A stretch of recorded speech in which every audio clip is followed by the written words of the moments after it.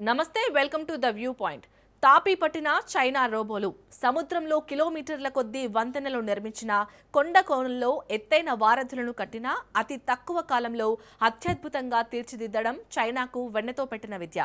ఇప్పుడు అదే కోవలో ప్రపంచంలోనే అతిపెద్ద రైల్వే స్టేషన్లలో ఒకటైన Chongqing east high speed railway hub ను తీర్చిదిద్దింది. కేవలం 38 నెలల్లోనే ఈ ప్రాజెక్టును సాకారం చేసి చరిత్ర సృష్టించింది. భారీ స్థాయిలో రోబోలను వినియోగించి ఆ రంగంలో విప్లవాత్మక మార్పులకు నాంది పలికింది.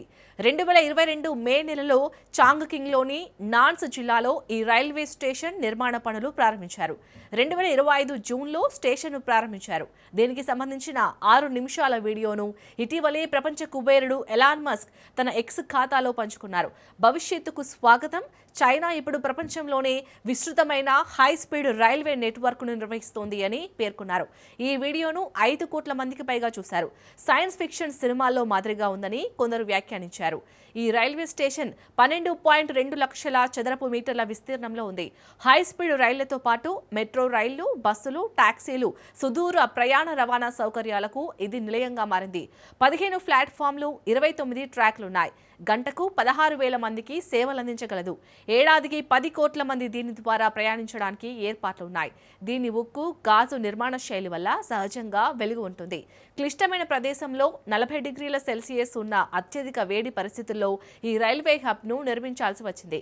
దీంతో అత్యాధునిక రోబో సైన్యాన్ని రంగంలోకి దించారు. లేజర్ గైడెడ్ 4 చక్రాల స్క్రిడ్ రోబోలను వినియోగించారు. లైడార్, AI, 5G టెక్నాలజీని ఉపయోగించి కాంక్రీట్ లెవెలింగ్ లో మిల్లీమీటర్ స్థాయి వరకు ఖచ్చితత్వం సాధించారు. మనుషుల కంటే 3 రెట్ల వేగంతో ఈ రోబోలు పనిచేశాయి. కార్మిక వ్యయాన్ని 40% తగ్గించాయి. 800 కేజీల గ్లాస్ ప్యానెళ్లను ఖచ్చితత్వంతో అమర్చడానికి రోబోలను వినియోగించారు. దీనివల్ల 90% ప్రమాద రిస్క్ తగ్గింది. బహుళ దిశల వెల్డింగ్ రోబోలు, 24 గంటల పెట్రోలింగ్ రోబోలు ఉత్పాదకతను మరింత పెంచాయి.